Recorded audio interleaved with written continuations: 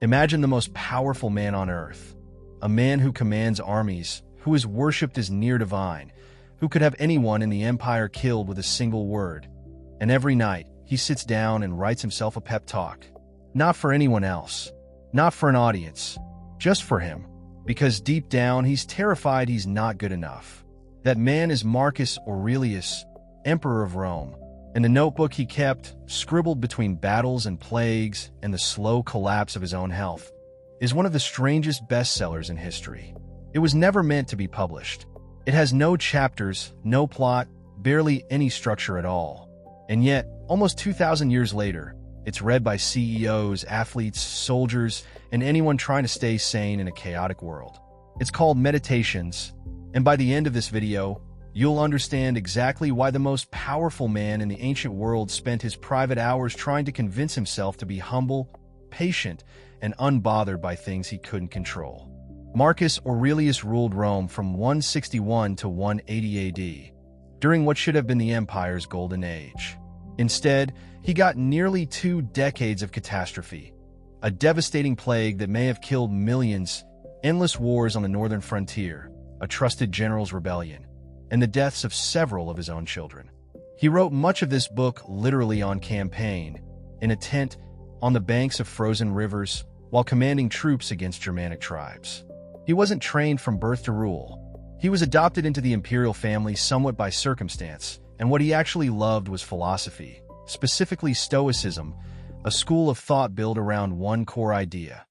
You don't control the world, you only control your own judgments and reactions to it. Everything Marcus writes in this book is him trying, entry by entry, to actually live that idea while running an empire. Here's the twist that makes this book so powerful. It wasn't written for us. Marcus never intended it to be published. Historians believe he was simply writing notes to himself, reminders, pep talks, philosophical exercises to calm his own mind. That's why the tone throughout isn't "here is wisdom for the ages." It's closer to "get a grip, Marcus." It's raw, repetitive, and completely honest because a man doesn't lie to himself in his own private journal. Or at least he tries not to. The book comes down to us organized into 12 books, though that structure is mostly accidental. Historians think each book simply represents one papyrus scroll that Marcus filled up before starting the next. There's no rising action, no argument that builds from book 2 to book 12. Open the text to almost any page, and you'll find the same handful of concerns circling back on themselves. Control, death, other people, nature, duty. That repetition can feel strange to a modern reader expecting a tidy structure, but it's actually the most honest part of the book. Real self-improvement isn't a single breakthrough. It's the same lesson relearned 100 times. Only the first book stands apart from that pattern, and that's where we'll start.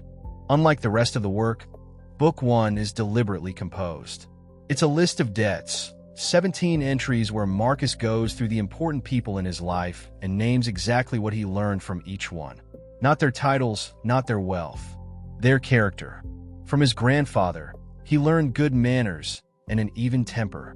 From his mother, generosity and the habit of avoiding not just evil deeds but even evil thoughts. From his tutors, the ability to work hard, need little, and do his own work with his own hands rather than meddling in everyone else's business. And from Antoninus Pius, the emperor who adopted him and whom Marcus clearly worshipped, he learned something close to his entire ethical code: steadiness, refusal to chase popularity, patience with difficult people, and the ability to enjoy life's comforts without becoming dependent on them.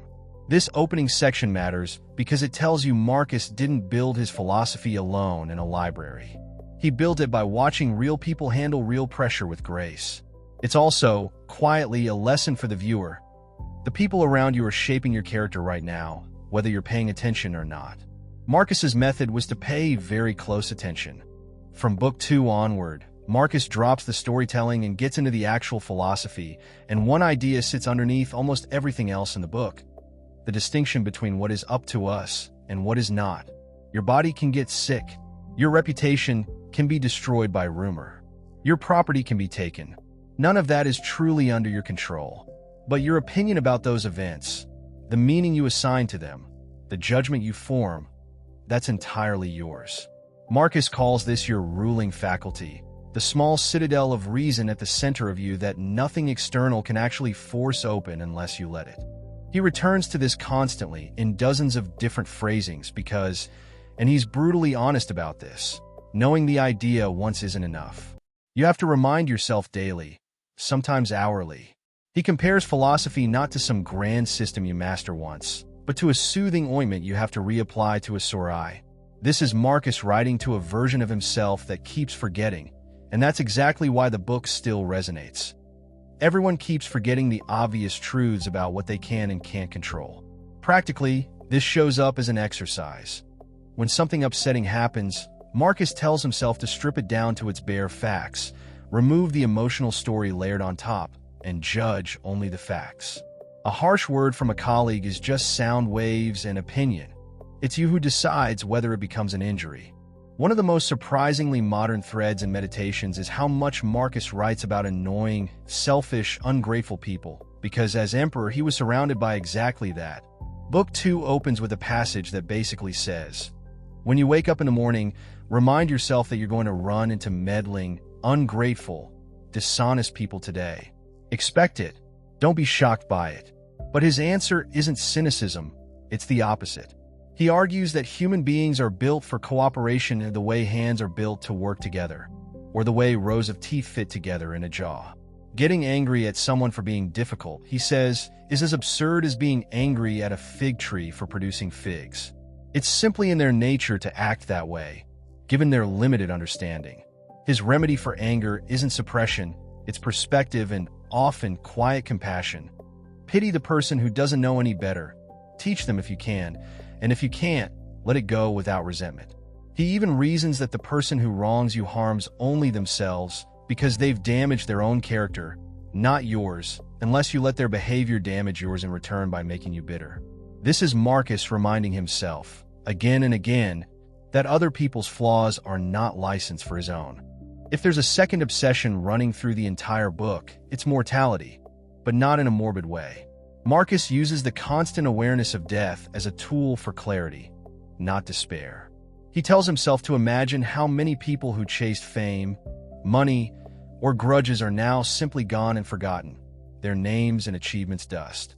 He pictures the courts of past emperors, grand, self-important, utterly convinced of their own permanence, and notes that they vanished exactly like everyone else.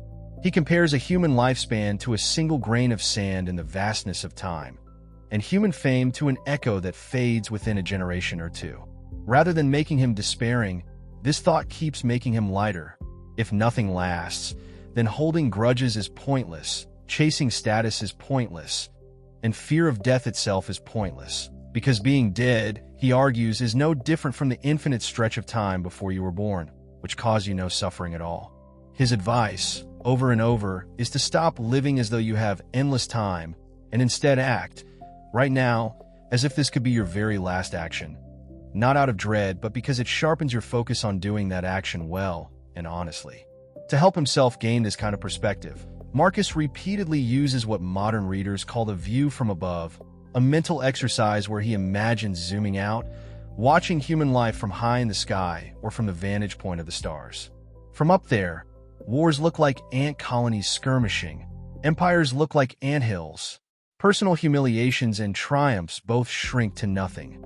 He also frequently reminds himself that he's part of something much larger than his individual body, a single interconnected natural order, which he calls nature, or sometimes simply the whole.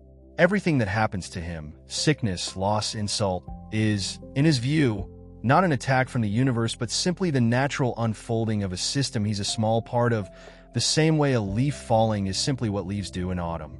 Fighting reality itself, he says, is like a branch cutting itself off from the tree.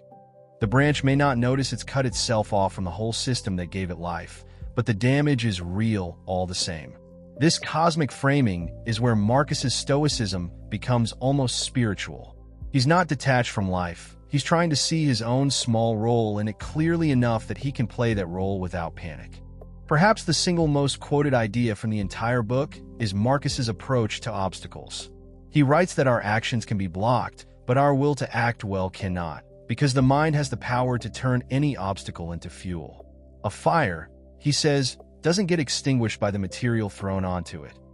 A strong fire consumes that material and burns even brighter because of it.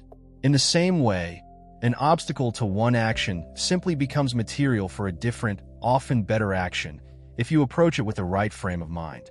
What stands in the way becomes the way forward. This is paired with his advice on duty. Marcus repeatedly pushes himself to simply do the next right task. Get out of bed even when it's cold, and he'd rather stay wrapped in blankets, because that's what being a human being who's useful to others requires. He compares himself to the parts of the body that just do their job without complaint. Eyes see, feet walk, and a person committed to reason should act with the same natural, uncomplaining reliability. Marcus also spends real energy on desire itself, not just how to handle hardship, but how to handle wanting things in the first place. He notices how quickly a craved object, once obtained, stops feeling special. The thing you were desperate for last year is now just furniture in your life, barely noticed. So he trains himself to look at desirable things clearly, almost clinically, stripping away the marketing gloss his own mind adds to them. A fine meal is a dead animal's carcass, however elegantly it's prepared. Purple imperial robes are just wool dyed with shellfish blood. He isn't trying to be miserable about pleasure. He's trying to stop being enslaved by it, so that wanting or not wanting something no longer has power over his peace of mind. Threaded through nearly every book is a warning against postponement. Marcus tells himself not to waste the little time remaining worrying about what other people think, chasing distant future plans, or replaying old grievances. The present moment, he argues, is genuinely all any person actually possesses. The past is gone and the future is uncertain, so a life well lived has to be built entirely out of present moments handled well, one at a time. He also pushes hard against the idea of waiting to become wise someday. Late in the book, he essentially scolds himself. You've had plenty of time to become a good person, so stop postponing it and stop treating yourself as though you have unlimited chances left. This isn't hustle culture urgency, it's closer to a call for sincerity. Stop performing virtue for an audience, including for your future self, and just be the person you claim you want to be, today, in this action.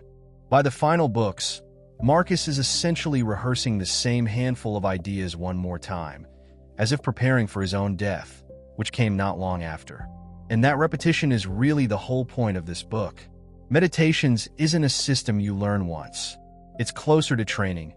The same way an athlete doesn't do one push-up and call it done, Marcus returns to these same truths about control, mortality, community, and obstacles again and again, because living well isn't a fact you memorize, it's a practice you repeat. What makes this 2,000-year-old private notebook still worth reading today is exactly that honesty. This wasn't a philosopher lecturing from a place of certainty. It was the most powerful man in the world quietly admitting to himself, page after page, that he still hadn't gotten it right, and trying again anyway. If you've ever needed a reminder that you can't control what happens to you, only how you respond to it, you're in exactly the same position Marcus was in, standing in a tent by a frozen river, telling himself, one more time, to just be better tomorrow than he was today. If this summary helped you, subscribe for more book breakdowns like this every week. And let me know in the comments which Stoic idea from this video you're going to try first.